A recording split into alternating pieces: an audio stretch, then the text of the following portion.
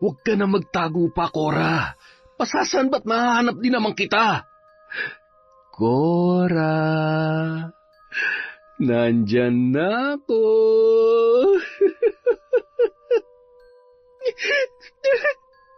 Diyos ko po, tulungan niyo po ako. Huli ka! Sabi ko naman sa'yo, huwag ka na magtago pa eh. Akala mo ba matatakasan mo ako? Sinasagad mo talagang pasensya ko eh. Ay, dali ka nga rito. Bitawan mo ako! Ano ba? Maawa ka naman sa akin! Wag!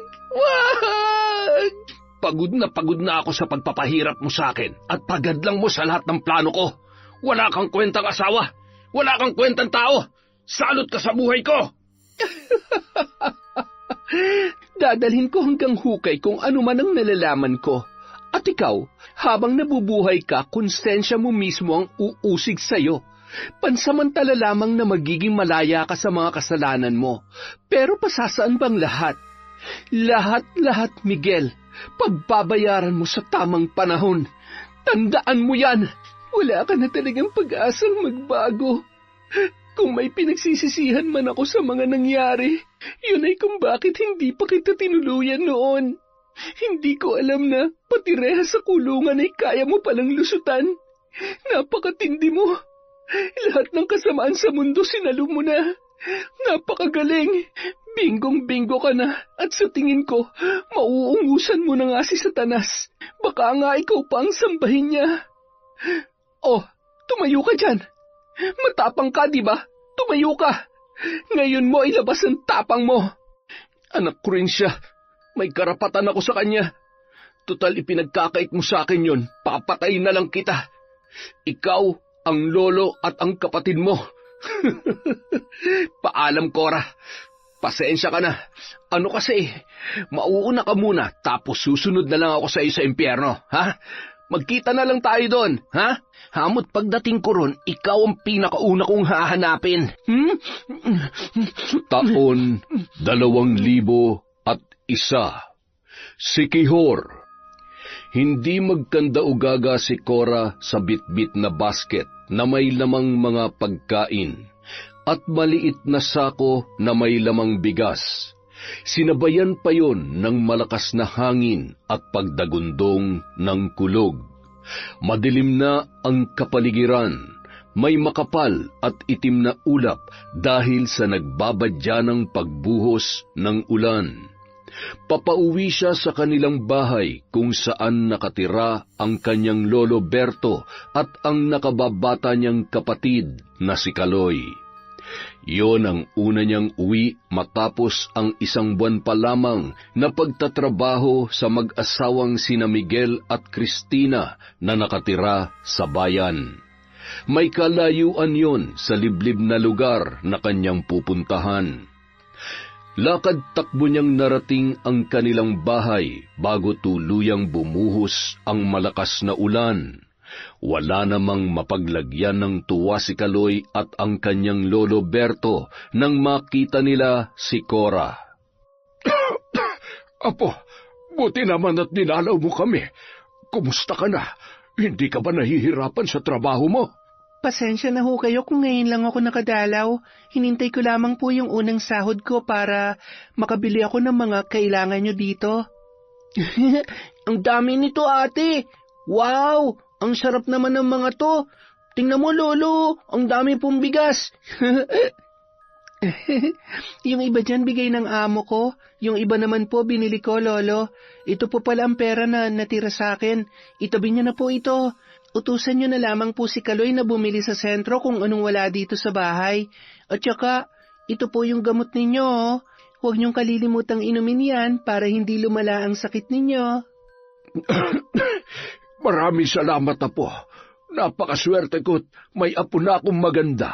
Napakabait pa. Ay nako, si Lolo talaga nakuha pa mambola. Lahat po gagawin ko para sa inyo ni Kaloy. Kung meron man pong dapat magpasalamat, kami po yon. Mula nang mamatay si tatay at iniwan kami ni nanay para sumama sa bago niyang asawa, kayo na po ang nagpalaki at nag-alaga sa amin. Ngayon po na hindi nyo na kaya magtrabaho, ako naman po ang gagawa nun para sa ating tatlo. Ay, nanghihinayang lamang ako, Apo. 1 taon na lamang sana makakatapos ka na ng sekundarya. Kaya lamang Lolo, wag nyo na pong isipin yan. Marami pang pagkakataon para makapag-aral ulit ako. Sa ngayon, ang gusto ko lang ay gumaling kayo at makapag-aral itong si Kaloy. At saka, nasabi rin po sa akin ni na Kuya Miguel at Ate Cristina na kung gusto ko raw po ay pwede naman nila akong pag-aralin. Mababait po sila. Wala po silang anak at abala lang sa kanilang mga trabaho. Sa tingin ko po, tatagal ako sa kanila, lalo na't kayang-kaya ko naman po ang mga gawaing bahay.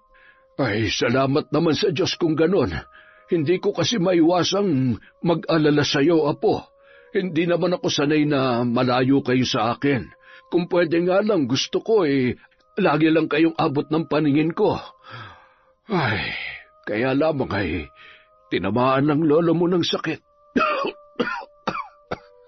Lolo naman, basta magpagaling po kayo, ako na ang bahala sa lahat. Kaloy, huwag mong pababayaan si Lolo at mag-iingat ka rin palagi, ha? Ay, kailangan ko na ring umuwi maya-maya pag tila ng ulan. Marami rin po akong naiwan na trabaho at maaga rin po ang pasok nila bukas. Ate, mag-iingat ka palagi sa trabaho mo, ha? Huwag ka mag-alala sa amin ni Lolo. Ako ang bahala mag-alaga sa kanya. At hindi na nga nagtagal pa si Cora sa kanilang bahay. Nang bahagya ng tumila ang ulan, ay agad na rin siyang nagpaalam at umalis. Nakatanaw sa bintana ang maglolo habang naglalakad papalayo si Cora. Ay, wala talaga akong masabi sa kabaitan at kasipagan ng ate Cora mo. Patnubayan nawa siya ng Diyos. Naglakad lamang si Cora papunta sa sentro mula sa liblib na dako ng kanilang baryo, kung saan sasakay siya ng tricycle patungo sa bahay na mag-asawang kanyang pinagtatrabahuhan. Samantala, habang nasa biyahe ang dalaga ay kasalukuyan namang nasa gitna ng mainit na pagtatalo ang mag-asawang sina Miguel at Cristina. Hanggang kailan tayo ganito? Hindi ko na maintindihan kung ano nangyayari sa'yo. Wala na nga tayong anak, tapos pati yung obligasyon mo sa akin bilang asawa ko, hindi mo na rin ginagawa. Pwede ba tumigil ka na nga? Wala akong panahon makipagbangayan sa'yo. Kung gusto mo, maghanap ka ng babae na magbibigay niyang pangangailangan mo. Para namang hindi ko alam na kung sino-sinong babae lang ang kinakalantari mo dyan. Huwag mo nga ibuntong sa akin lahat ng sisi, Miguel. Kung napapagod ka na sa relasyon natin, mas napapagod na ako. Ano na lang ang silbi ng pagiging mag-asawa natin kung lagi na lang tayong ganito? Hindi mo kasi ako iniintindi. Palibhasa. Hindi kita iniintindi? Bakit? Sa tingin mo ba gusto kong mangyari sa atin to? Alam mo kung gaano ko kagusto magkaanak. Pero anong magagawa ko? Sinubukan na natin ang lahat. Tanggapin mo na lang na kahit kailan, hindi tayo magkakaanak. Hindi kita mabibigyan ng anak. Saan ka pupunta? Cristina, bumalik ka dito. Ay, buisit. Sakay ng kotse, pinaharurot ni Cristina yon papaalis at hindi na ito napigilan pa ni Miguel. Agad na kumuha ng bote ng alak ang lalaki at walang kasing bilis na ininom yun. Nang dumating si Cora, ay nakakatatlong bote na ang kanyang among lalaki. Nagtataka namang pumasok si Cora at ikinalat ang paningin sa loob ng kabahayan. Kuya Miguel, umalis po si Ate Cristina. Sa halip na sagot ay tumango lamang ang lalaki, sabay sumenyas na umupo sa tabi niya ang kanilang kasambahay. Kuya, bakit po? Naku, nakarami na po yata kayo ng nainom. Lasing na po kayo, Kuya Miguel. Ako lasing? Hindi Kitang-kita ko pa nga yung magaganda at malaporselana mong muka. Halika, samahan mo naman ako dito. Nalulungkot ako Ay, alam mo, mukhang ikaw ang solusyon sa problema ko, Cora. Ho? Anong problema po ang tinutukoy nyo? Hindi ko po kayo maintindihan, Kuya. Susunod ka lang sa kung anong gusto at sasabihin ko. Ikaw ang magbibigay sa akin ng hindi kayang ibigay sa akin ng asawa ko. Gusto ko mag-anak, Cora. Po? Naku kuya, lasing ho kayo. Hindi po tama yung iniisip nyo. Pasensya na ho, marami pa po akong gagawin. Oh, saan ka pupunta? Kinakausap pa kita kaya wag mo akong tatalikuran. Baka nakakalimutan mo kung sino ako sa bahay na to.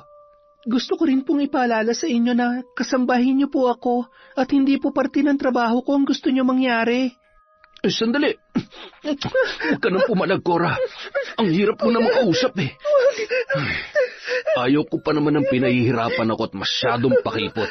Alam mo, para sa'yo rin naman to. Ibibigay ko lahat ng gusto mo. Doble o triple pa sa pangangailangan ng lolo't kapatid mo. Basta, wag ka na magsusumbong kahit kanino. Lalong-lalo na sa ate mo. Naintindihan mo? Kuya! Kuya, maawa kayo sa akin. Huwag niyo naman pong gawin sa akin to. Huwag! Tulong! Tulungan niyo po ako! Lolo! Ito dapat sa'yo, manyak ka! Hindi mo magagawa sa akin ang gusto mo! Kailangan ko magtago! Tinungo ni Cora ang isang lumang bodega at doon sumuot siya sa mga lumang sofa at malalaking kahon. Nagpalinga-linga naman si Miguel at nagngingit-ngit sa galit na iniisip kung saan nagtago ang dalaga. Huwag ka na magtago pa, Cora. Pasasaan ba't mahanap din naman kita?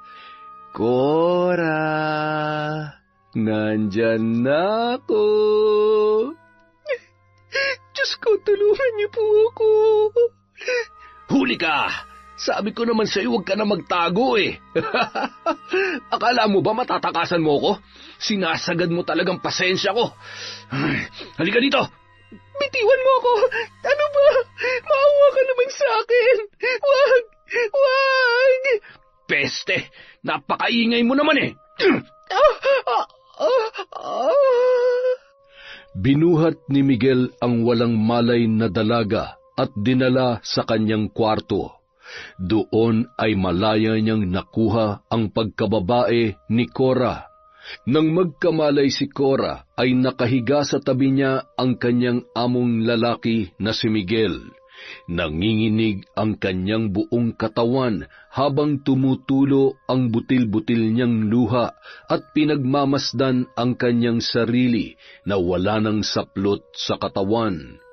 Patuloy sa paghikbi ang dalaga nang magising si Miguel na tila ba wala man lamang konting pagsisisi sa kanyang ginawa. Magbihis ka na't ayusin mo yung sarili mo.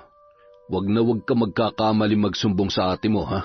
Wag mo akong susubukang suwain kung ayaw mo masaktan. Kapag gumawa ka ng kahit anong bagay na hindi ko magugustuhan, baka hindi mo na makitang buhay ang lolo't kapatid mo. Gusto mo ba yan? Paulit-ulit siyang pinagbantaan ng lalaki habang hawak ang muka ni Cora na patuloy pa rin sa pag-agos ang mga luha. Huwag mo silang inadamay sa kahayupan mo. Napakasama mo. Masama? Hindi mo alam kung paano ako magalit. Kung anong naranasan mo ngayon, wala pa sa katiting ng kaya kong gawin, Cora. Ang mahalaga, mangyari ang gusto ko. Wag ka magkakamali magsumbong. O, ayan ang pera. Kala mo naman, di ka nasarapan. Tsaka malaki, mapapala mo rito. Padabog niyang isinara ang pinto, dahilan para lalong manginig ang buong katawan ng dalaga dahil sa takot. Hindi niya malaman kung ano ang gagawin nung mga oras na yun. Nanliliit, diring-diri sa sarili habang patuloy sa paghagulgol at ipinagbababato ang pera na nakapatong sa ibabaw ng higaan. Hayop! Hayop ka!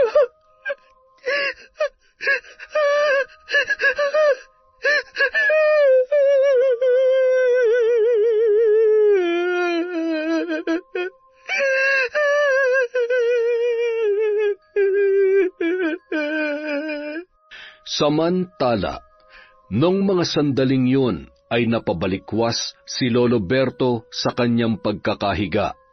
Naalimpungatan naman si Kaloy nang biglang bumangon at hangos na hangos ang matanda. Oh, Lolo, ayos lang po ba kayo? Apo, isang masamang panaginip. Pakiramdam ko ay may nangyaring masama sa ate mo. Lolo naman, masyado lang po kayo nag-aalala kay ate. Ay, sana nga, Apo. Ewan ko ba, pero ibang kutob ko. Ay, kinakabahan din tuloy ako, Lolo. Matulog na po kayo ulit.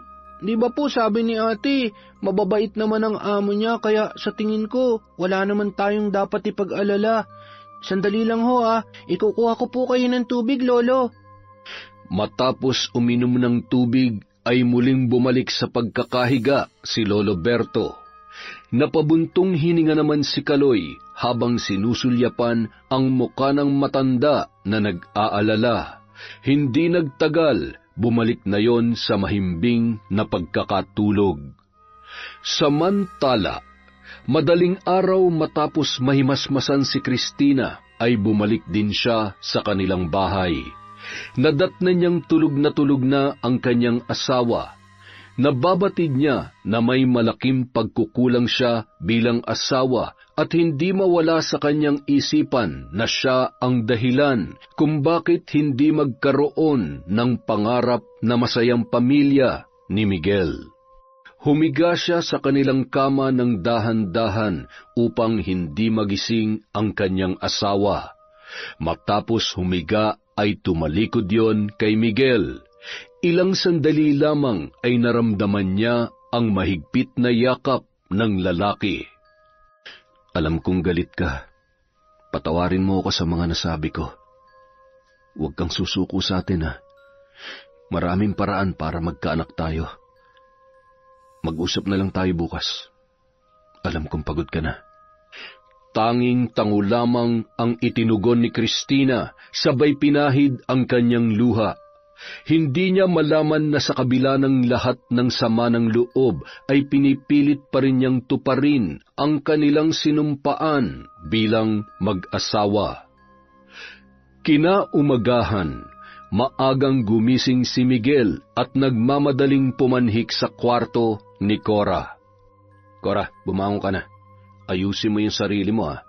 Huwag na huwag ka magpapahalata at siguraduhin mong ititikom mo yung bibig mo. Maganda ka ng almusal para sa amin ng ate mo.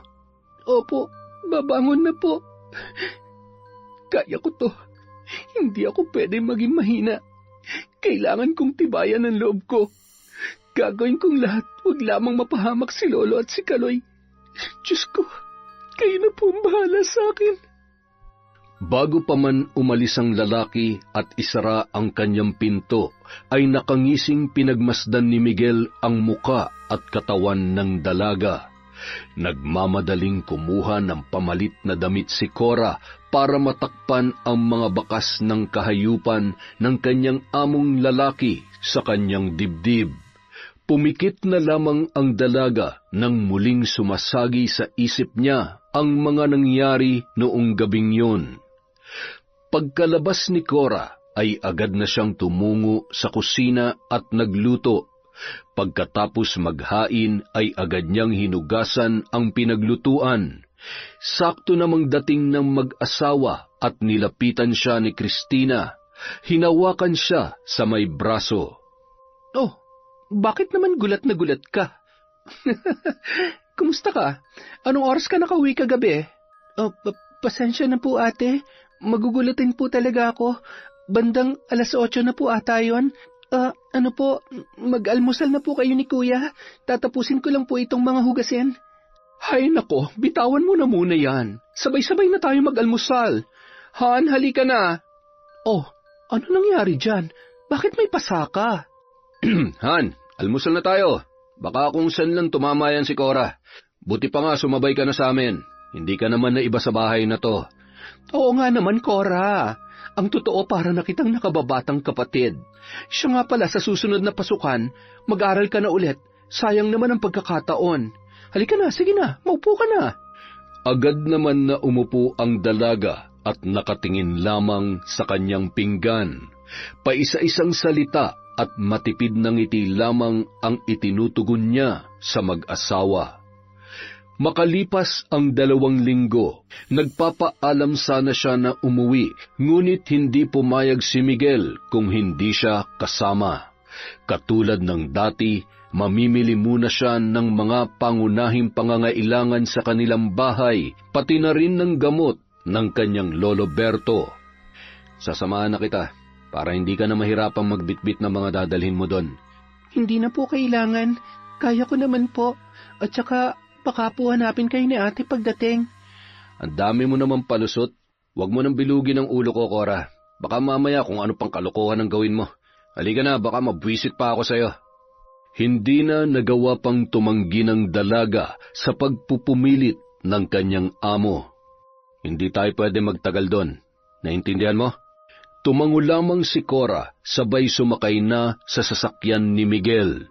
Dumaan sila sa palengke para mamili, at pagkatapos ay tumungo na sila papunta sa bahay ng dalaga. Matapos maiparada sa ligtas at maayos na lugar, ay sumakay pa sila ng habal upang makarating sa nasabing lugar na kanilang pupuntahan. Malayo-layo pa ay natanawan na agad ni Kaloy ang kanyang kapatid at ang kasama nito. Hala, si ate, nag-asawa na yata, Lolo. Ano? Umayos ka nga. Inumutuloy ako dahil sa'yo. Sasampalin kita dyan eh. Ano bang pinagsasasabi mo? Sino nga ba yung kasama niya? Halika't salubungin natin sila. Ay nako, hindi na talaga nawala ang ubo ko. Oh, Cora, Apo. Lolo, sobrang namiss ko po kayo, Lolo. Bakit umiiyak ka? Sino ba itong kasama mo? Ano po? Masaya lang po ako na makita kayo ulit ni Kaloy. Magandang araw ho, Lolo. Lolo, si Kuya Miguel po. Siya po ang amo ko. Ay nako, salamat ho at sinamahan ninyo ang apo ko. Mukhang tama nga si Cora. Mabait daw kayo ng asawa ninyo. Ay tuloy ho kayo. Apo, magtimpla ka nga ng kape dyan. Nako, wag na ho kayo mag-alala. Hindi rin naman ho kami magtatagal dito ni Cora. Hindi ba, Cora? Oo nga po, Lolo. Hinatid lamang po namin itong mga to. Masaya ho ako na sa wakas ay nakilala ko na rin ho kayo. Huwag po kayong mag-alala kay Cora. Kami na po mag-asawang bahala sa kanya. Ito ho, idagdag niyo sa panggastos ninyo. Oh, ano Cora, may gusto ka pa bang sabihin sa lolo mo at sa bunso mong kapatid?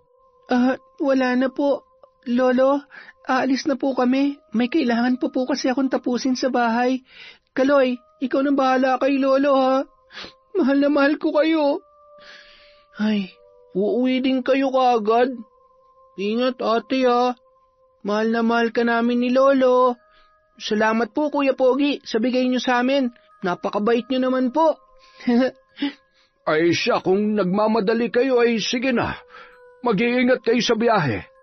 Hindi na rin nagtagal at tumalikod na ang dalawa habang labis naman ang pagpipigil ni Cora sa kanyang sarili. Gustong-gusto niyang umiyak pero pinilit niyang maging matatag nung mga oras na yon. Bakit niyo ginawa yon? Bakit niyo binigyan ng pera si Lolo? Sa tingin niyo kaya niyong pagtakpan ng ginawa niyo sa akin kapalit ng pera? Tumigil ka na nga sa kadramahan mo, Cora. Pasalamat ka na lang at hindi mo na paghihirapan pa ang perang yon. Sobrang-sobra pa dyan ang kaya kong ibigay. Basta pagbigyan mo lang ako.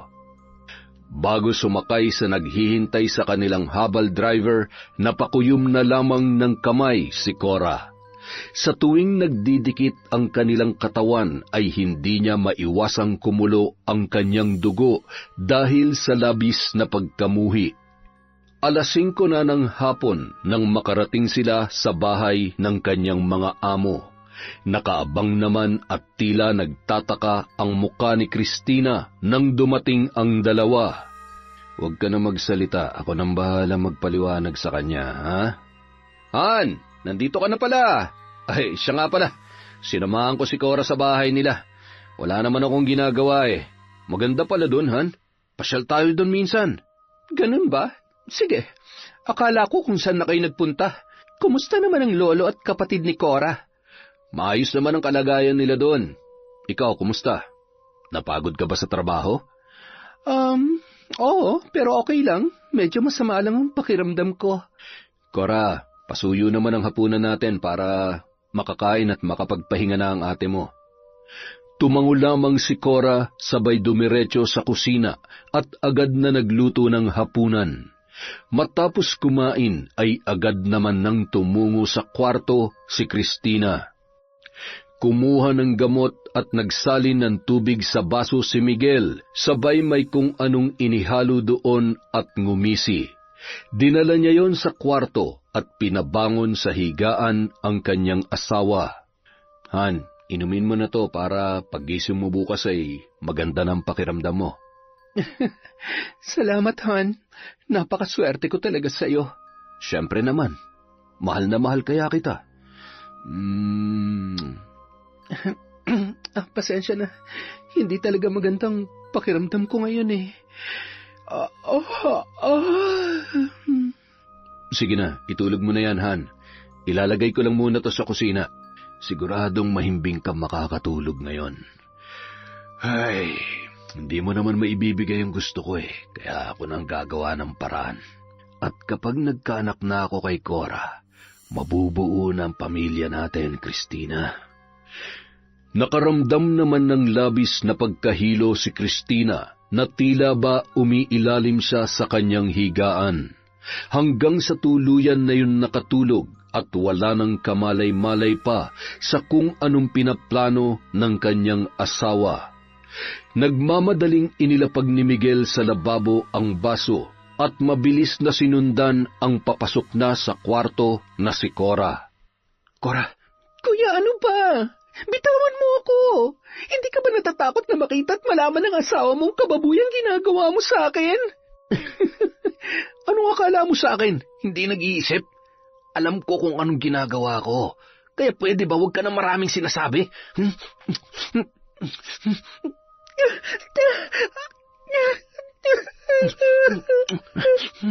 Pwede ba tumigil ka nga sa kakaiyak mo? Nakakawala ka naman ng gana eh. Ay, makisama ka naman. Isipin mo na lang, nakabayaran lang to sa bawat tulong namin mag-asawa sa pamilya mo.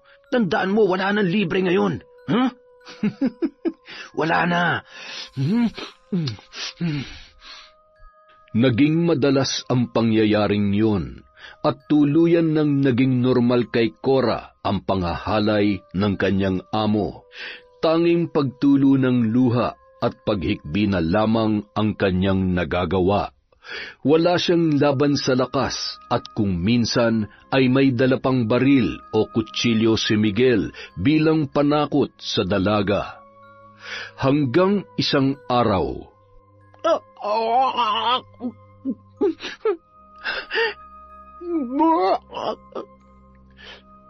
Masama bang pakiramdam mo, Cora? Baka gusto mo munang magpahinga. Wala namang kaming trabaho ngayon kaya kami na munang bahala. Sige na, pumasok ka na sa kwarto mo. Ayos. Mukhang tagumpay na ako sa plano ko. Gusto mo bang patingnan ka namin sa doktor? Parang napapadalas na yata yung pagsusukat hilo mo. Wala ka namang nobyo kaya imposible namang naglilihi ka. Kailangan niya lang siguro magpahinga. Sige na, Cora. Pumasok ka na sa kwarto mo. Han, maupo ka na at ako na magluluto ng almusal natin, ha? Agad namang tumungo sa kwarto si Cora. Hawak ang kanyang puson, ramdam niya na may pagbabago sa kanyang katawan. Sigurado siya na nagdadalang tao na siya ng mga sandaling yun. Hindi niya alam kung ano ang kanyang gagawin at kung papaano pa matatakasan ang kanyang sitwasyon. Maya-maya, pumasok si Cristina sa kanyang kwarto na may dalang gamot at pagkain. Kumain ka para mailakas ka at inumin mo to para gumanda ang pakiramdam mo. Cora, kung may problema ka, ano man ang nararamdaman mo o kahit na ano, huwag ka mag-aatubiling sabihin sa akin, ha? Tumango lamang ang dalaga, sabay mahigpit na niyakap ang kanyang among babae. Kung hindi ka pa handang sabihin sa akin, ayos lang. Huwag ka mag-alala, hindi ka namin pababayaan ng kuya mo. Magpahinga ka lang. Kung may kailangan ka, tawagin mo lamang ako, ha? Agad namang tinawag ni Miguel ang asawa, kaya nagmadali nang lumabas si Cristina.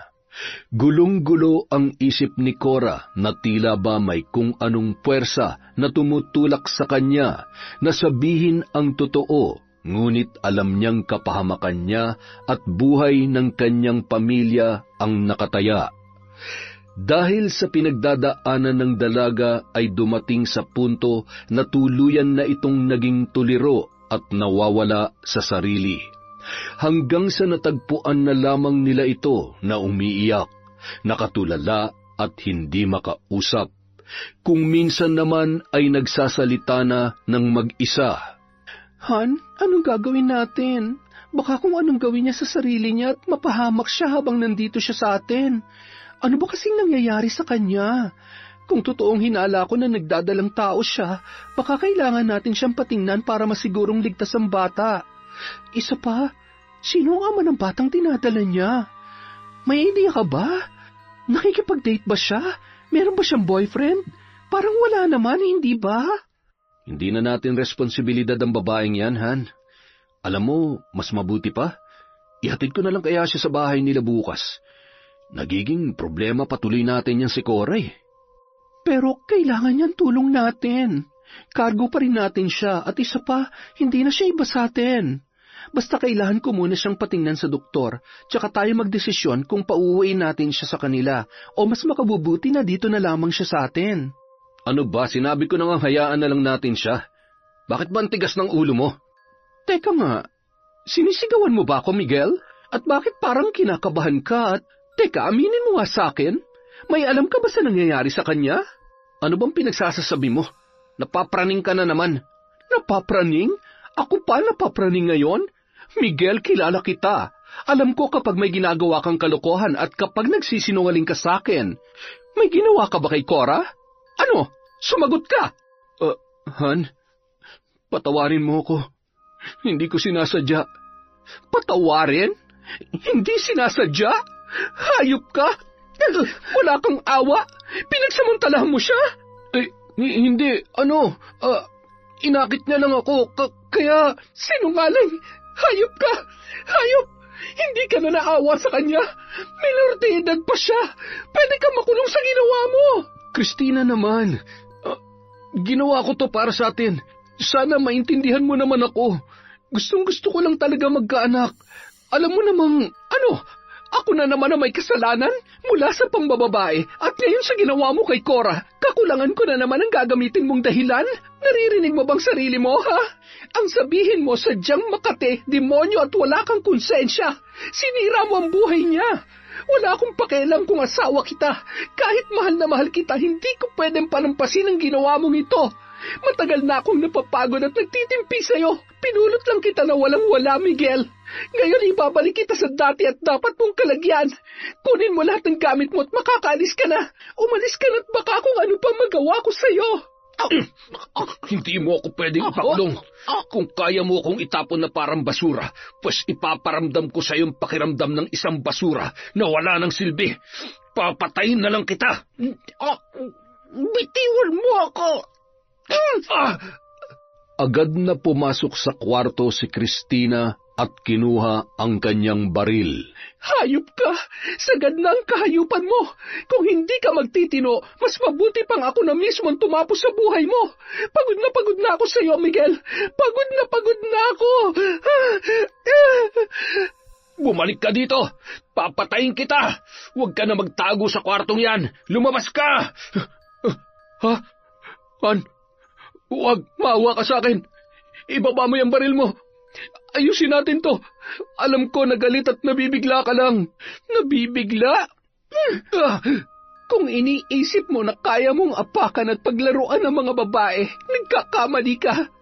Umalis ka na ngayon din. Umalis ka na at magtago ka na sa lungga mo na parang patay gutom na daga. Kung magkikita man tayong muli, gusto ko nakakulong ka na sa rehas kung saan ka nababagay. Isa! Dalawa! Oo na, ito na, alis na! Nagmamadaling tumakbo at kukunin pa sana ang susi ng sasakyan, ngunit biglang pinaputok ni Christina ang baril malapit sa kinalalagyan ng susing yon. Wala kang dadalhin na kahit na ano. Lahat ng meron kay natamu mo lamang dahil minahal kita at binihisan. Ngayon tumakbo ka na papalis dito.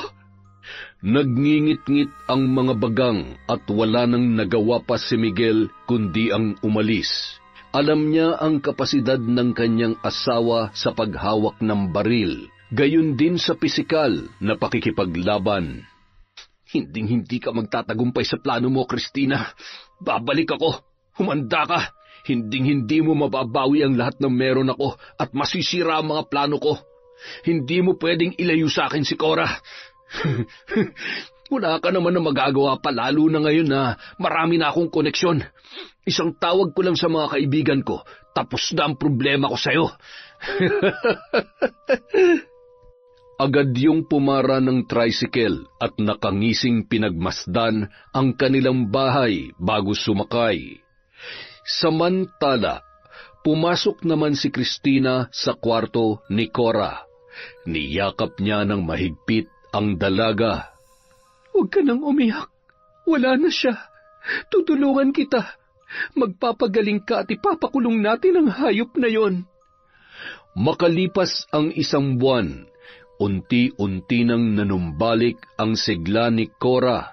Kumuha siya ng bahay kung saan doon tumuloy ang nagdadalang taong si Cora, maging ang lolo at ang kapatid nitong si Kaloy.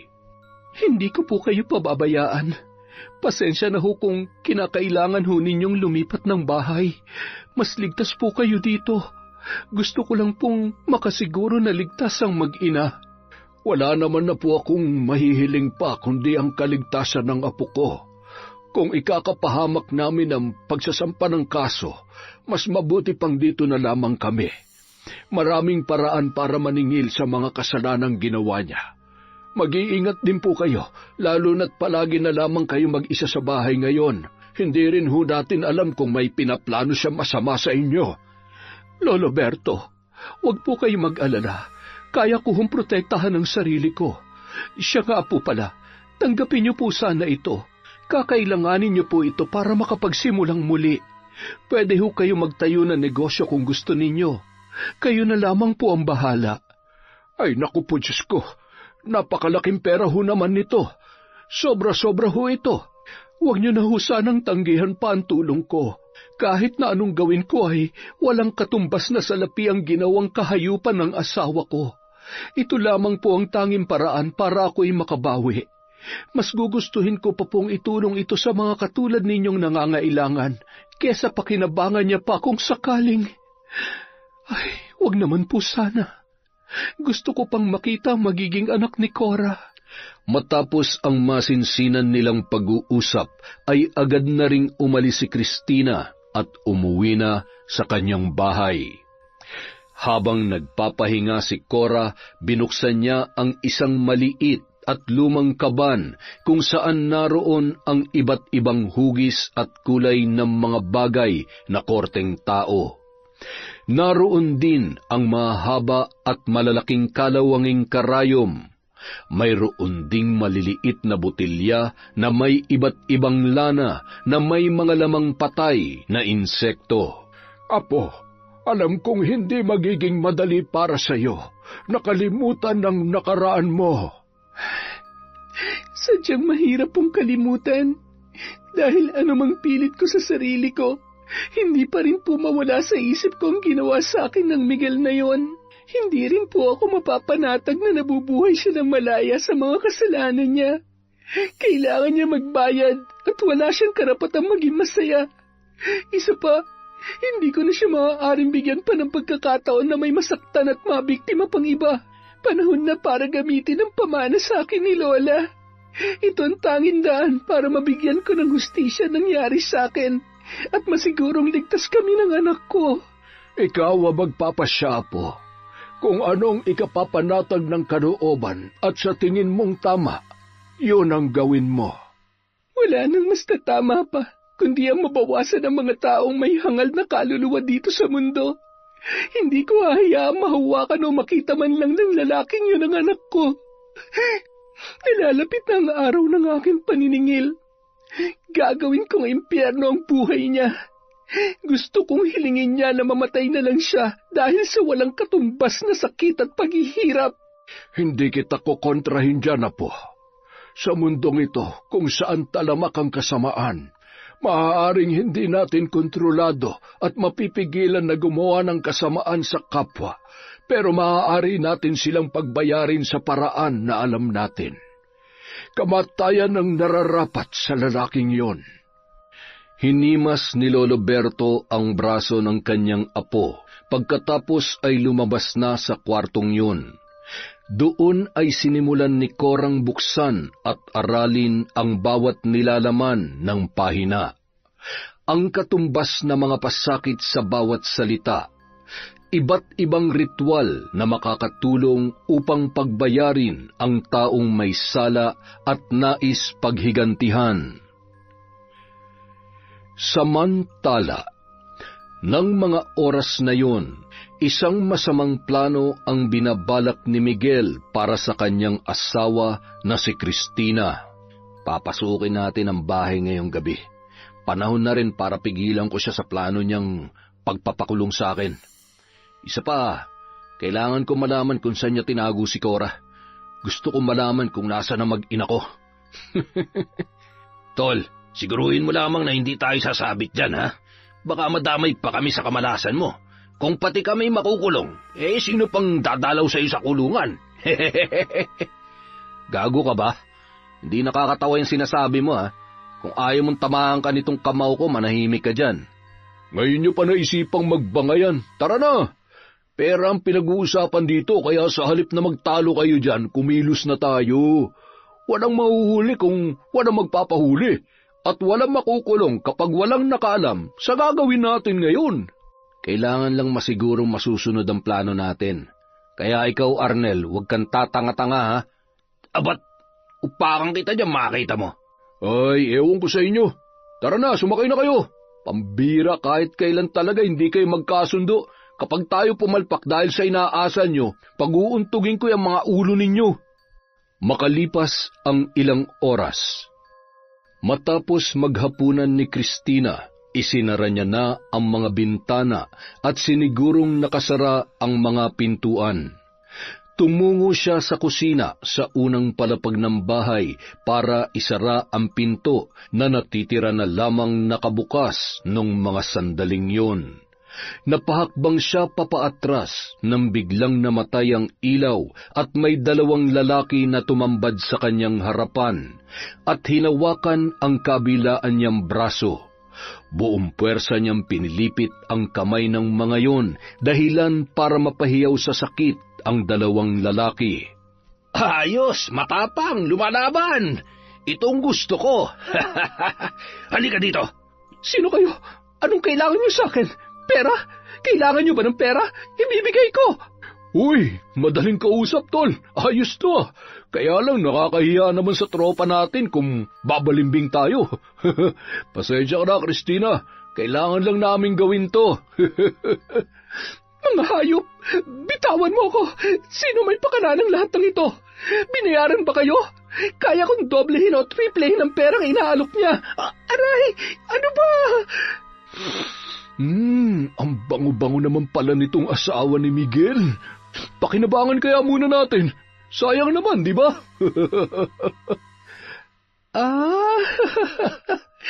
Mga alagad pala kayo ng demonyo kong asawa.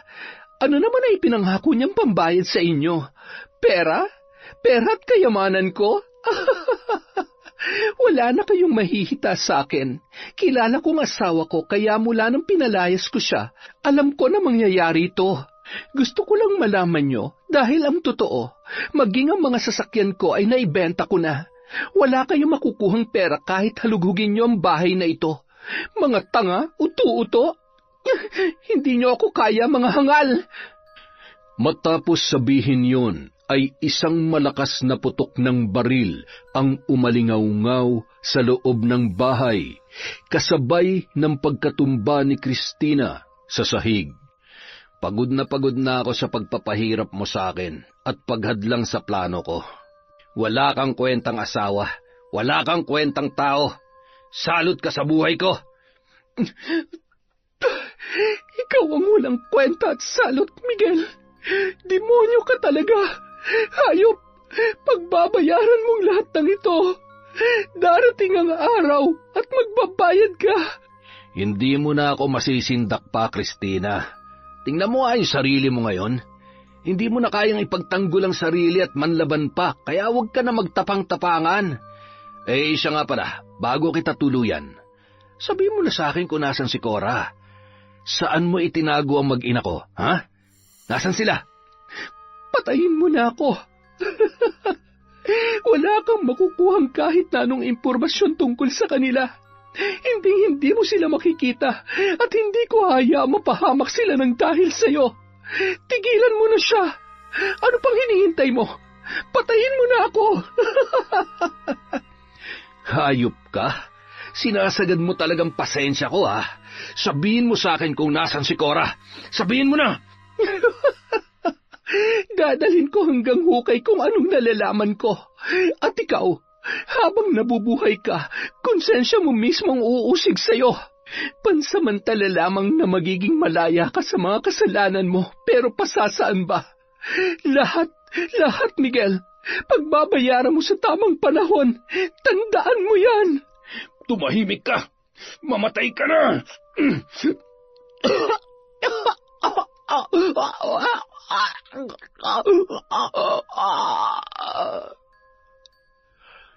Matapos mawalan ng malay si Christina, agad nila yung dinala sa bodega kung saan doon nakahanda na ang lubid na mahigpit na nakatali. Kailangan nilang palabasin na nagpakamatay ang babae. Paalam, mahal kong asawa. Hindi sana aabot sa ganito ang lahat kung hindi mo ipinagkait sa akin ang gusto ko. Tara na mga tol, huwag kayong mag-alala. Ngayong wala na siya, siguradong marami maiiwan na kayamanan sa akin ang asawa ko. Kayamanan? Tanga! Sabi ng asawa mo kanina, wala na daw siyang maiiwan sa'yo. Paano kung totoo yun, ha? Paano mo kami babayaran? Ay, mukhang nag-aksaya lamang kami ng oras dito eh. Gumawa ka ng paraan dahil kung hindi, kami mismo magsusuplong sa'yo sa mga pulis. Tarantado ka talaga, kanina ka pa. Akala mo naman na pakalaki ng ambag mo, eh hindi mo nga napatumba yung asawa ko. Asawa? Kilabutan ka nga. Ganyan mang gawain ng asawa. Pinatay mo nga siya, di ba? Itiko mo nga yung bunganga mo. Kapag naubos ang pasensya ko, ikaw ang sunod na itutumba ko. Ano ba, umalis na tayo dito. Lintik, pareho lang kayo may kulugo sa utak eh. Ay, Miguel, gawa mo ng paraan at siguruhin mong areglado ang lahat ha. Kilala mo ako. Kapag ako sumabit dito, alam mo kung anong kaya kong gawin. Tara na, Arnel. Kinaumagahan. Nakikiramay ho kami, Sir Miguel, sa nangyari sa inyong asawa. May mga ilang katanungan lamang po kami. Mayroon ho kaming hindi pagkakaintindihan nitong nakaraang araw dahil ho sa problema namin mag-asawa. Gustong-gusto niya na pong magkaanak, kaya lang ho ay may problema siya. Hanggang umabot sa punto na humihingi siya ng espasyo at para po makapag-isip-isip daw siya. Kagabi ho naglakas loob po akong puntahan at kumustahin siya, kaya lang hindi ko po akalain na madadatnan ko siya sa ganoong kalagayan. Mahal na mahal ko po ang asawa ko. Maraming salamat ho sa kooperasyon. Nakikiramay ho ulit kami, sir. Nakangisi at tinapik pa siya ng isa sa mga opisyal na naroon. Sabay ngumisi na tila ba may nais ipakahulugan. Kampante si Miguel na malinis at hindi na lalawig pa ang imbestigasyon sa pagkamatay ni Christina. Ginamit niya ang natitira niyang pera na nalikom sa pagbebenta ng ipinagbabawal na gamot. Matagal niya na yung ginagawa na lingid sa kaalaman ni Christina nung ito ay nabubuhay pa. 3 araw na burol ang itinakda para paglamayan ang labi ni Christina. Sa kabilang banda ay nagtataka na't kinukutuban si Cora dahil sa 2 araw na hindi pagdalaw ng babae sa kanilang bahay. Sigurado ba kayong dalawa sa plano ninyo? Paano kung makita kayo ng hayop na lalaking yon? Gusto ko lang po makasiguro, Lolo. Iba po kasi ang kutob ko eh. Oy siya, magdoble ingat kayo ha. Huwag kayong magtatagal at siguraduhin ninyong walang makakakilala sa inyo. Nung 3 gabi ng burol ni Cristina ay hindi makapaniwala ang magkapatid sa kanilang natunghayan. Lalo lamang nagngit-ngit sa galit si Cora nang marinig ang pag-uusap ni na Ariel at Noel. Napakatindi nitong si Miguel. Kung makahagulgol, akala mo walang kasalanan sa asawa. Sana lang ay talagang mapaniwala niyan lahat. Paano kung lumutang yung Cora? Sa tingin ko, kailangan nating dumistansya kay Miguel. Mahirap na madamay. Wala pa tayong natatanggap na grasya. Mas masaklap kung madadawit pa tayo dyan, di ba? Yun nga rin ang iniisip ko eh. Nung mga oras na yun, taimtim na nakikinig habang nakakubli sa makapal na halaman sa labas ng tarangkahan ng bahay kung saan nakaburol si Cristina. Nang makaalis ang 2 lalaki, ay doon na pahagulgol si Cora. Gustong-gusto niyang makita kahit sa huling sandali ang isang taong nagligtas sa kanya sa kapahamakan. Hayop siya. Sagad sa butong kasamaan niya. Isinusumpa ko na mula sa gabing ito, hindi na siya magkakaroon pa ng kapayapaan. Pagbabayarin ko siya sa mga kasalanan niya. Wala siyang puso. Huwag ka nang umiyak, ate. Baka makasama dyan sa batang dinadala mo. Nalulungkot din ako sa nangyari kay Ate Cristina, kaya lang wala na tayong magagawa. Umuwi na tayo, ate. Nagmamadaling umalis ang 2. Hindi maipinta ang itsura ng magkapatid na sina Kaloy at Cora nang dumating sila sa kanilang bahay. Bakit ganyan ang mga itsura ninyo?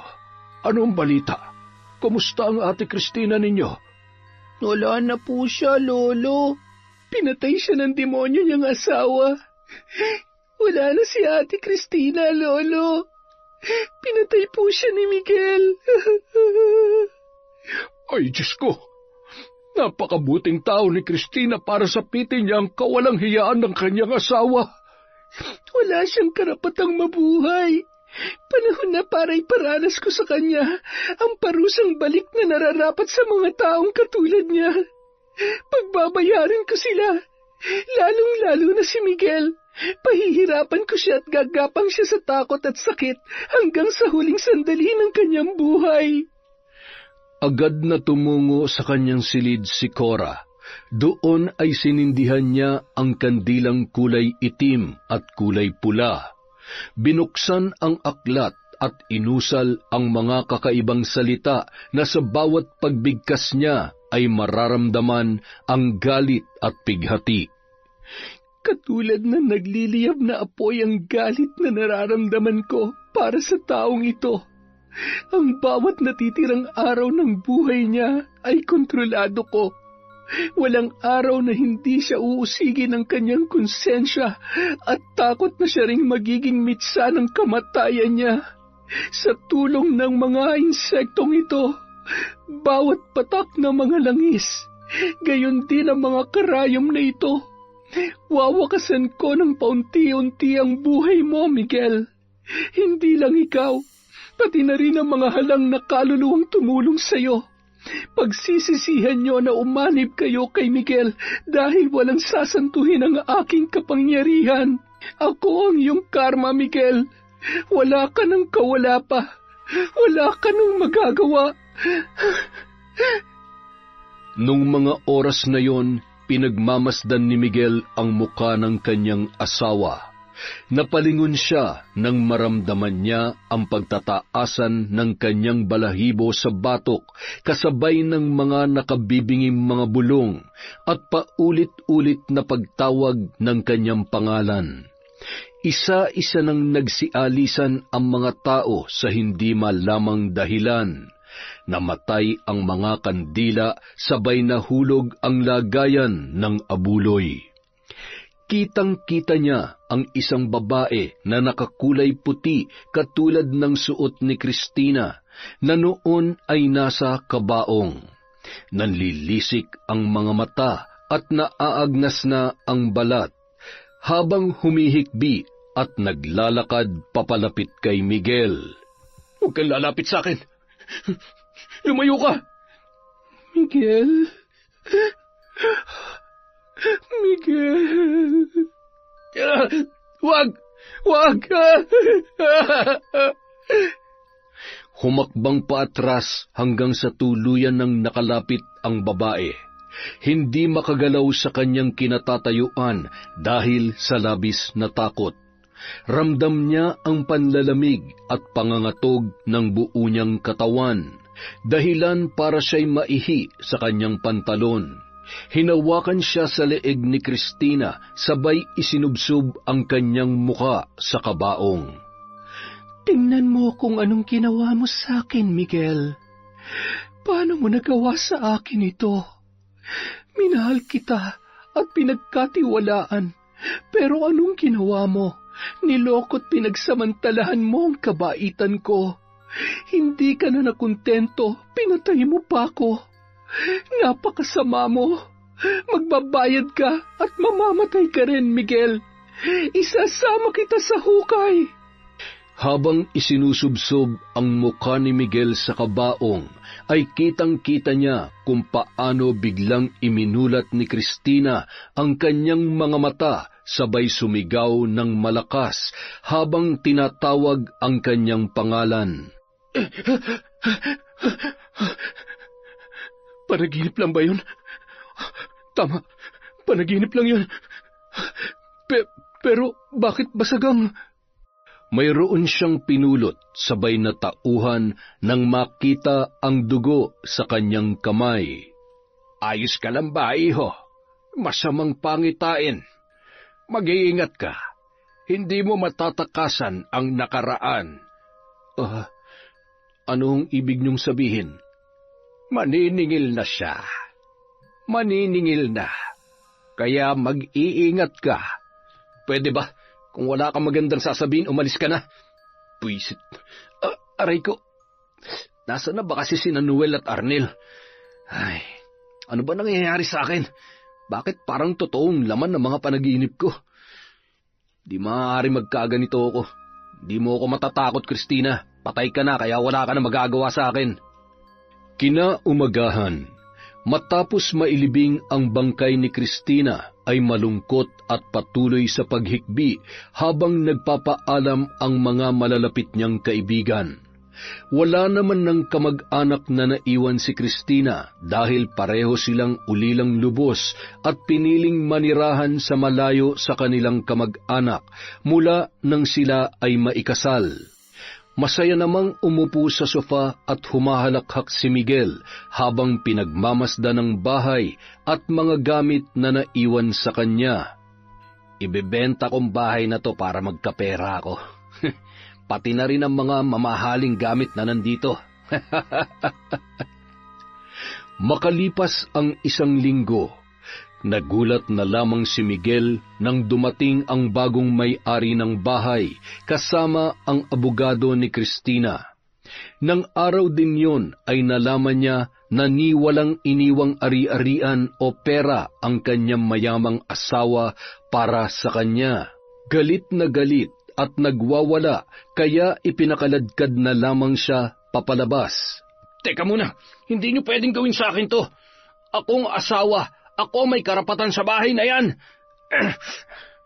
Wala na ring nagawa pa si Miguel kundi ang umalis na lamang nung mga oras na yun. Natagpuan niya na lamang ang sarili niyang naglalakad papunta sa bahay kung saan nanunuluyan sina Arnel at Noel, na noon ay hindi rin malaman ang dahilan kung bakit biglaang sumama ang kanilang pakiramdam. Manuel, anong ginagawa mo rito, ha? Huwag mong sabihin na kailangan mo na naman ng tulong namin. Pwede bang bago ka dumakdak ng kung ano-ano, patuluyin mo muna ako? Oh, mukhang masyado ka yatang mabait ngayon. Tumuli ka. Ano, nababahag na ba ang buntot mo o hindi na kayang dalhin ng konsensya mo ang ginawa mo sa asawa mo? Teka, mukhang nagkakalimutan tayo dito Nasaan na yung pera ha? Wala pa rin ba? Pasensya na, wala na akong pera. Lintik kasi talaga yung si Christina Akalain mong hanggang kamatayan, pinangatawanan yung pagiging salot at hadlang sa buhay ko? Mukhang kinakarma ka na, tol. Aray ko, lintik ang sama ng pakiramdam ko Arnel, ang sakit ng tiyan at naninikip ang dibdib ko. Aray, hindi normal ang nararamdaman nating to. Ngayon lamang ako tinablan ng ganitong uri ng sakit at panghihina. Pakiramdam ko ay kinukulam tayo. Ganito yung nangyari sa kapatid ko noon Kulam? Sino naman ang gagawa sa inyo niyan? Alam mo, kasalanan mo to, Miguel Malamang sa malamang, ikaw ang dahilan kung bakit kami nagkakaganito. Ay, lintik. Hindi maaari to. Bakit may mga pantal na rin ako sa katawan? At ano naman ang kinalaman ko dyan?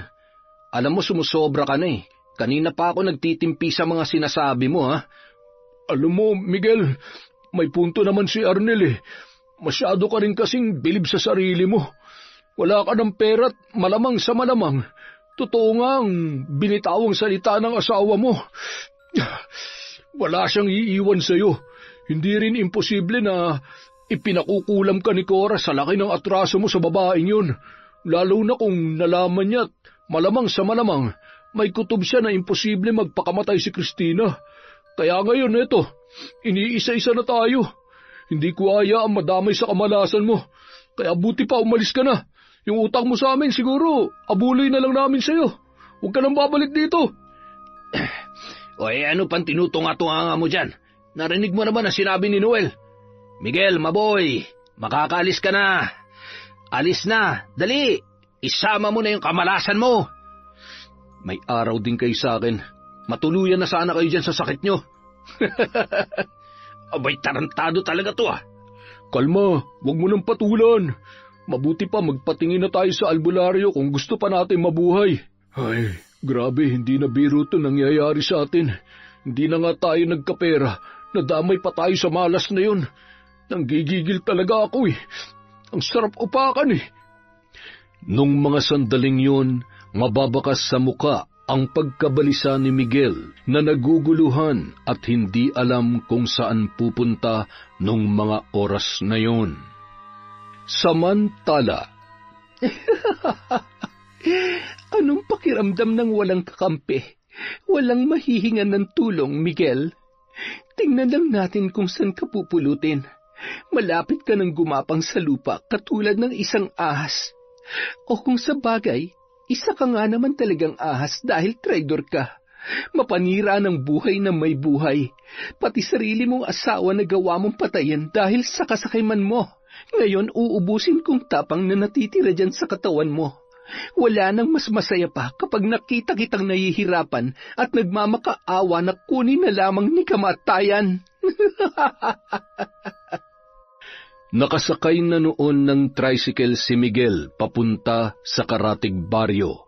Nadatnan niya ang lumang bahay kung saan nakatira noon ang yumao niyang ama. Pwede na to kaysa wala. Ay, paubos na ang pera ko at wala na rin natitira pa sa akin kundi itong relo na to. Kailangan ko makahanap ng trabaho, kung hindi, siguradong mamamatay ako nito sa gutom. Ay, paano ko naman kaya lilinisin ang bulok na bahay na to? Ay, naku, bahala na nga. Matapos bahagyang linisin ang isang maliit na kwarto, ay agad na siyang humiga at nagpahinga. Pilit niyang ipinipikit ang mga mata, ngunit hindi man lamang siya dalawin ng antok hanggang sa maramdaman niya ang pagkirot ng kanyang ulo. May kung anong nakabara sa daluyan ng hangin, kaya naman pinili niya na lamang na bumangon. Ay, ano ba nangyayari sa akin? Posible nga kayang pinapakulam ako. Kailangan ko mahanap si Cora. Kailangan ko malaman kung siyang may pakana ng lahat ng ito. Aray ko, tama naman na. Hindi na namalayan pa ni Miguel ang sarili niya na nakatulog ng nakaupo. Kinaumagahan, paggising niya ay ramdam niya pa rin ang kirot ng kanyang ulo, ngunit kahit papaano ay lumuwag na ang kanyang paghinga. Gayunpaman, ramdam niya ang pananakit ng kanyang katawan, lalo na sa may parting balikat na animoy may kung anong mabigat na bagay na nakapatong. Pinilit niya ang kanyang sarili na pumunta sa bayan. Ibinenta niya sa halagang 6,000 ang kanyang relo, pagkatapos ay agad na siyang namili. Habang namimili ng isda si Miguel, ay napaatras, sabay nagtago si Kaloy nung mamukaan niya ang lalaki. Hindi ako maaari magkamali. Si Miguel nga yun. Kailangan ko nang umalis bago niya pa ako makita.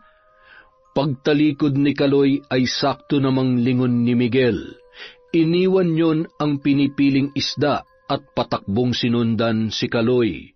Hindi nagkamali ang akala ng lalaki. Nakangisi niyang pinagmamasdan ang noon ay nagsasampay ng nilabhan na si Cora.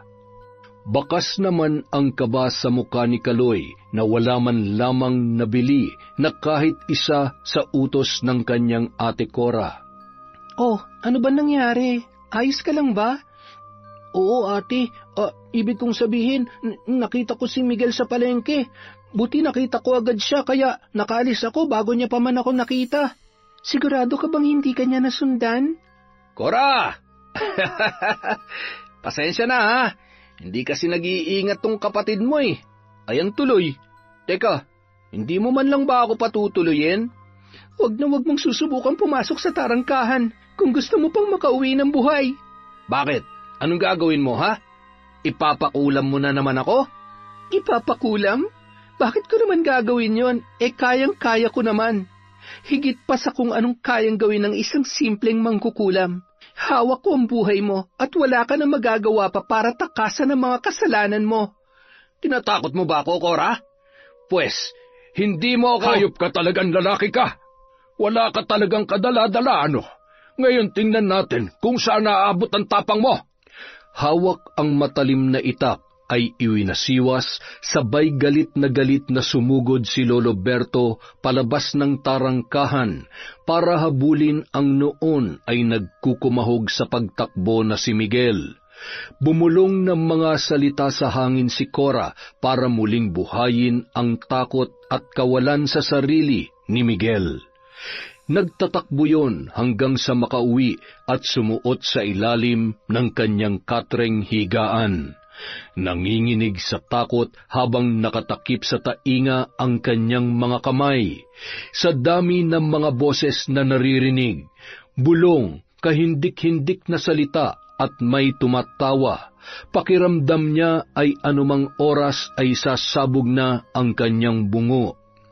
Nang mahimasmasan, muli niyang naalala ang lahat na nangyari. Hayop ka, Cora! Kapag gumaling ako, hindi ako magdadalawang isip na patayin ka. Hihintayin ko lamang na maisilang mo ang anak ko. Mawawalan ka na rin ng silbi sa buhay ko. Kukunin ko siya sa'yo. Kailangan ko ng albularyo na makakatulong sa akin para hindi mo na ako masaktan pa. Humanda ka, dahil kapag nagkataon, wala akong ititira sa inyo. Nung araw ding yun, pinuntahan niya ang isang kilalang albularyo na alam niyang makakatulong sa kanya upang kontrahin ang sumpa na ikinabit sa kanya ng mangkukulam na si Cora. Lahat ng kinukulam o maging binabarang ay may malalim na dahilan. Ngayon, maaari mo bang sabihin sa akin kung bakit may taong nagpakulam sa'yo? May atraso ka ba sa taong may kagagawan nito? Importante pa ba yun? Magbabayad naman ako Magkano ba? 1,000? 2,000?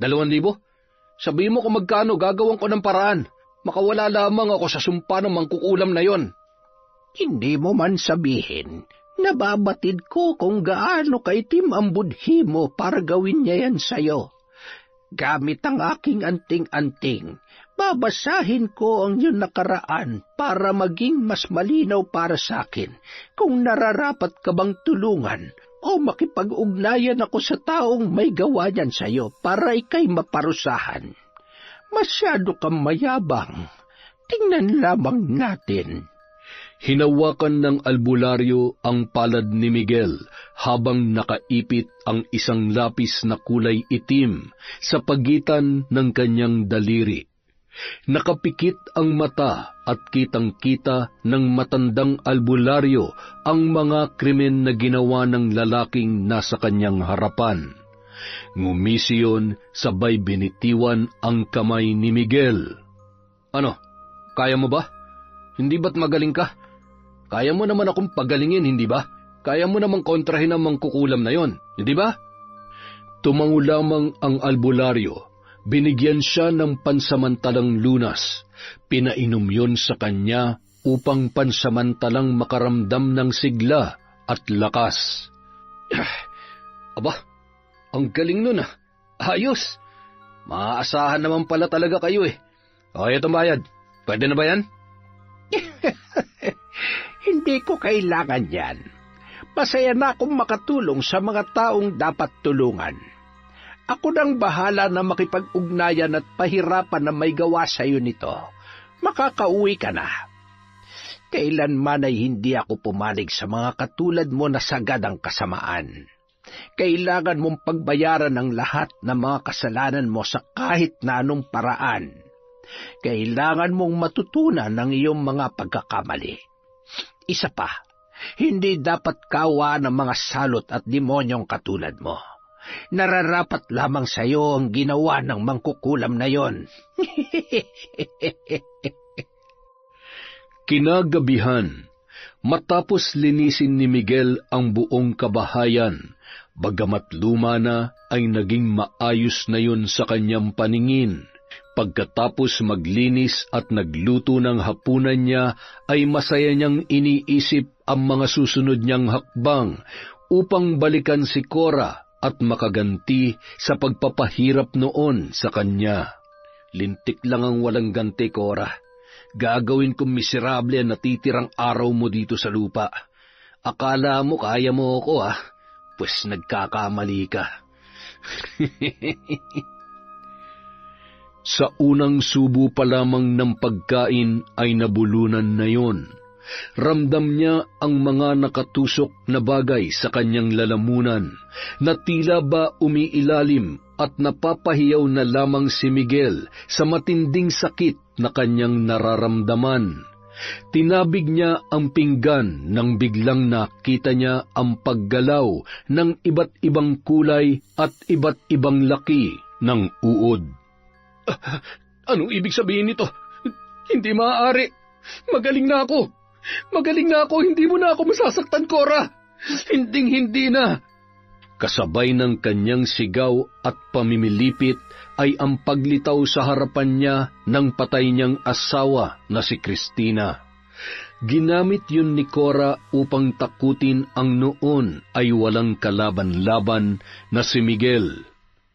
Maaring hindi si Cora, pero ako, kayang-kaya kitang patayin katulad ng ginawa mo sa akin.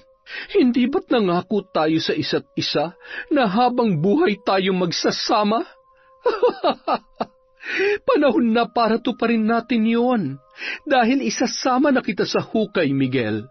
Mamamatay ka rin katulad ko. Huli ka na, Miguel. Huli ka na. Sumama ka na sa akin. Tama na! Lumayo ka sa akin! Lumayo ka! Huwag mo akong hawakan! Cristina, patawarin mo na ako! Ayoko na! Pagod na ako!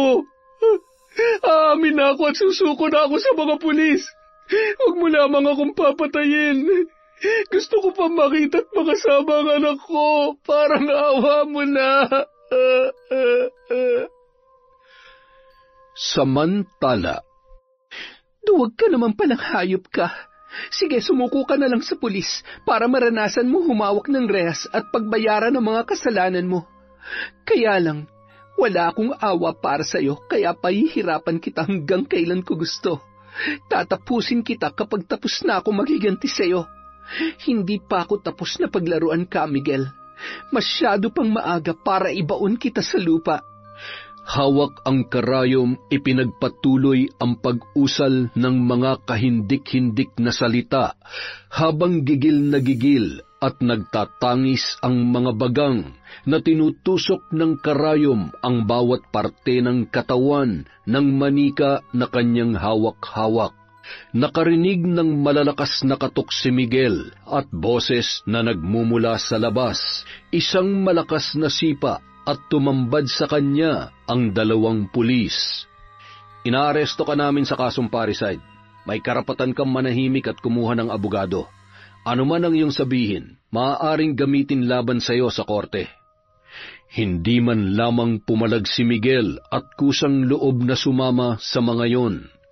Lingid sa kanyang kaalaman na una nang sumuko at isinuplong siya nina Arnel at Noel dahil sa takot nilang madamay at mamatay dahil sa galit ng mangkukulam na nagpapahirap sa kanila.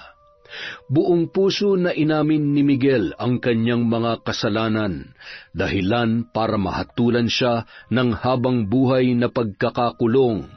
Samantala, naging panatag na ang kalooban ni Cora na ligtas na siya at ang kanyang pamilya laban kay Miguel. Minabuti niya ng tigilan ang pangkukulam sa lalaki at ipinaubaya na sa batas ang kasalanan nito. Naging abala siya sa kanilang nasimulang negosyo at sa kanyang pagbubuntis hanggang siya ay makapanganak. Makalipas ang mahigit 1 taon, nagkagulo sa kulungan at nagkaroon ng pagkakataon na makatakas si Miguel. Lingid yon sa kaalaman ni Cora, kaya wala silang kaalam-alam sa nakaambang panganib na muli nilang pagdaraanan. Isang gabi, habang mahimbing silang natutulog dahil sa matinding pagod at puyat, hindi na namalayan pa ni Cora na may pumasok sa kanilang bahay at kinuha ang kanyang anak. Naalimpungatan siya nang makitang wala na ang sanggol sa kanyang tabi. Lolo, Kaloy, nasaan ang anak ko? Nawawala ang anak ko. Ha? Paanong ang pinto bukas? Naku po, Diyos ko. Sino ang kumuha sa kanya? Huli na nang malaman nilang nakatakas pala si Miguel at natitiyak din ni Cora na siya ang kumuha sa kanyang anak. Siguradong hindi niya sasaktan ang anak ko. Hindi na natin kailangan pantulong ng mga pulis. Ako nang sisintensya sa hayop na yon. Hindi niya makukuha ang anak ko. Wala siyang karapatang maging ama. Humanda siya sa akin. Maghihilahan kami sa impyerno, ngunit sisiguruhin ko na siya ang unang matutupok doon. Samantala, napakagwapo mo naman, anak. Walang duda na mag-ama nga tayo. Yang mata mo, ilong, lahat minana mo sa akin. Mula ngayon, ako na mag-aalaga sa iyo, ha? Walang makapaghihiwalay sa atin dalawa. Walang magagawa nanay mo mangkukulam para maagaw ka niya sa akin. Oy, teka, shh, tahan na. Si tatay to, tahan na. Ano ba? Sabi kong tumahan ka na eh. Inilapag niya yon sa higaan. Magulo ang isip at hindi niya alam kung paano patatahanin ang bata. Maya-maya, nakita niya ang tumutulong dugo mula sa kanyang noo. Hinimas niya yon at napabalikwas. Ano ito? Bakit? Aray! Gamit ang kutsilyo, harap-harapan na sinaksak ni Cora ang manikang hawak niya habang nanlilisik ang mga mata papalapit kay Miguel. Wala ka na talagang pag-asa magbago. Kung may pinagsisisihan man ako sa mga nangyari, yun ay kung bakit hindi pa kita tinuluyan noon. Malay ko ba naman na pati rehas sa kulungan ay kaya mong lusutan? Napakatindi mo. Lahat ng kasamaan sa mundo sinalo mo na. Napakagaling. Binggong-bingo ka na at sa tingin ko, mauungusan mo na si Satanas. Baka nga ikaw pang sambahin niya. Tumayo ka dyan. Matapang ka, di ba? Tumayo ka. At ngayon mo ay labas ang tapang mo. Habang pinapahirapan ni Cora si Miguel, ay kinuha naman ni Kaloy ang sanggol at nauna nang umuwi sa kanilang bahay. Ibalik mo sa akin yung anak ko! Ibalik mo siya! Hindi mo siya, anak. Wala kang karapatang maging ama. At hindi ko hahayaang lumaki siya na kikilalanin ka bilang ama. Anong ituturo mo sa kanya? Maging manyakis, rapist, at mamamatay tao? Yun ba? Ngayon pa lang sisiguruhin ko na hinding-hindi ka na magkakaroon ng pagkakataon na guluhin ang buhay namin. Cora, magbabago na ako. Pangako, wala na akong gagawin na kahit na ano. Kaya kong magbago para sa anak natin. Magbabagong buhay ako at magpapakatatay sa kanya. Huwag mo na maipagkait sa akin to. Nakikiusap ako. Manahimik ka. Dapat sa dila ng mga sinungaling hinihila hanggang sa lumawlaw para hindi na makapambiktima ng iba. Ang mga kamay ng kriminal ay dapat na dinudurog para hindi na makapanakit pa. Katulad nito. Tama na! Tama na! Hindi ko na kaya. Patayin mo na lang ako. Tanggap ko na ito ang magiging kapalaran ko. Gusto ko lang naman na makasama kahit saglit ang anak ko. Mula umpisa yun lang naman ang gusto ko. Bagay na paulit-ulit na ipinagkakait sa akin. Pinagsisisihan ko na ang lahat, Cora. Patawarin mo na ako. Kung gusto mong gumanti, sige, patayin mo na ako. Nakaramdam ng awa si Cora, dahilan para maging kalmado at bahagyang napatigil sa kanyang ginagawang pananakit kay Miguel. Buong lakas yung bumangon at dinampot ang kahoy, sabay walang kasing lakas na hinampas ni Miguel si Cora ng 3 beses hanggang sa matumba yun. Sinakal niya yon at pinagsusuntok sa tiyan ng paulit-ulit. Maawa ka. Kailangan ako ng anak ko. Anak ko rin siya. May karapatan ako sa kanya. Tutal ipinagkakait mo sa akin yun, papatayin na lang kita. Ikaw, ang lolo mo at kapatid mo. Paalam, Cora. Pasensya ka na. Ano kasi, mauuna ka muna tapos susunod na lang ako sa impyerno, ha? Magkita na lang tayo doon. Hamot pagdating ko doon, ikaw ang pinakauna kong hahanapin. Naalala mo ba to, ha? Para naman may baon kang magandang alaala bago sumuong sa impyerno. Hindi naman pwedeng sa langit dahil ikaw at ako, pareho lang tayong alagad ng demonyo.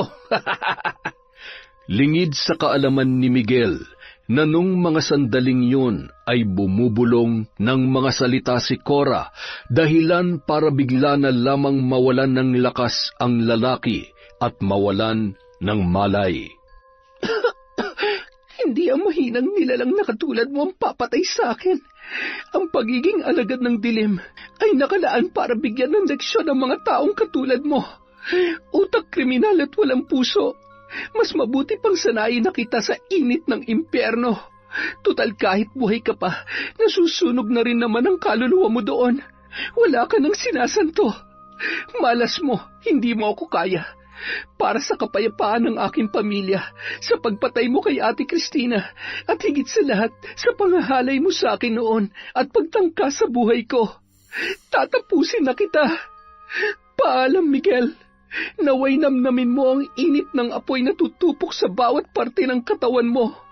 Ganyan kaalab ang galit ko para sa'yo.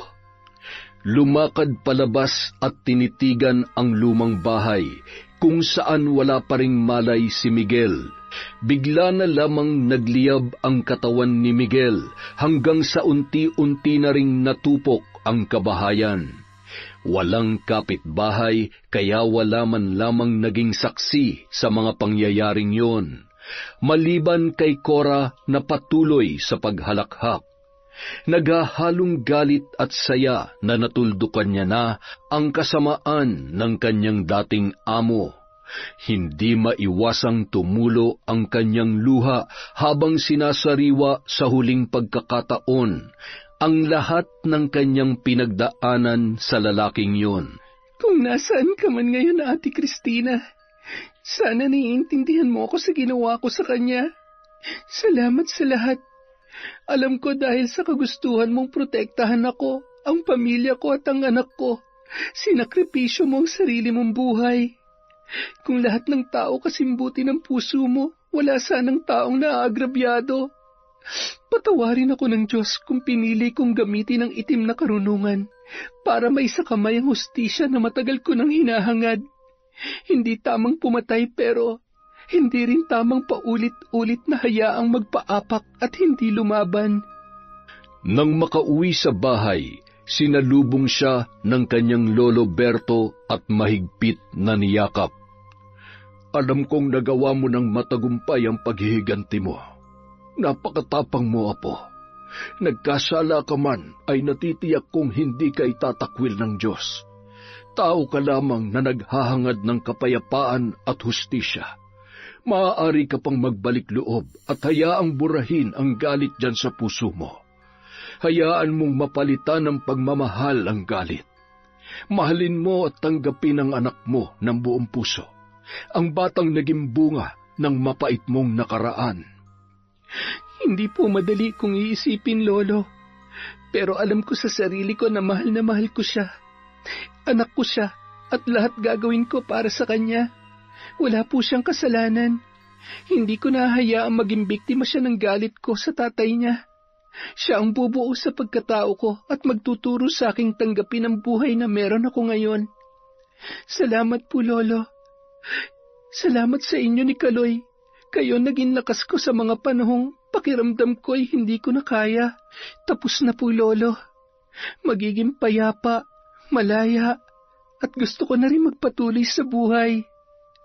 Sa pagpupursige ni Cora para sa kanyang anak ay ipinagpatuloy niya ang buhay. Nagtulungan sila ni Kaloy, lalo na nang namayapa ang kanilang lolo dahil na rin sa sakit na matagal na nitong nilalabanan. Alam mo, Kaloy, ang tibay ni Lolo, no? Kahit alam nating matagal na siyang nahihirapan sa sakit niya, lumalaban pa rin siya. At siniguro niya muna na maayos na talaga ang kalagayan natin bago niya tayo iniwan. Oo, ate. Lahat ng pinagdaanan natin mula nung maliit pa tayo ay nalampasan natin dahil ni minsan hindi niya tayo pinabayaan. Mahal na mahal ka namin ni Lolo, ate. Huwag ka mag-alala, Lolo. Ako naman na magbabantay at mag-aalaga kay ate. At syempre, sa pamangkin ko. Namuhay ng payapa at pinalaya ni Cora ang kanyang sarili sa kanyang madilim na nakaraan. Pinili niyang mamuhay na nangingibabaw ang takot sa Diyos at araw-araw ay hinihiling niya ang kapatawaran nang minsang yakapin niya ang itim na karunungan para parusahan at kitilin ang buhay ng taong sagad ang kasamaan. Wow! Napakaganda na naman ang kwento natin. At dahil dyan, Happy New Year! Shout out kay Glenda Gilyado from Malaysia. Hi kay Bugas Cathy from Jeddah. Yam Duka kay Arlene Libre from Oman. Hi kay Omar Palatao. Kay Rose Ann Rama from UAE na taga Iloilo. Hi po kay Najma Usman from Riyadh. Hi kay Rosana Mabingnay. Hello kay Rogelio Cantilang from New Zealand. Kay Evelyn Baula. Kay Belen Malbas. Hello kay Leonito Kalungo. Kay Inday 90s. Hello din po kay Tita Jinky Perez. Hi kay Andrea Joy Garcia. Kay Christy Abad. Kay Chadi from Daman. Hello kay Jacqueline Dalumpines. Shout out din po kay Rosalyn de la Peña. Hi po kay Claire, kay Busy Skyler, kay Revelyn Bicar from Tandag. Hi kay Normina Abdul Karim. Hello kay Rosalie Clemente, kay Juliana Katigon, kay Lolo Buto, kay Presi Katcha.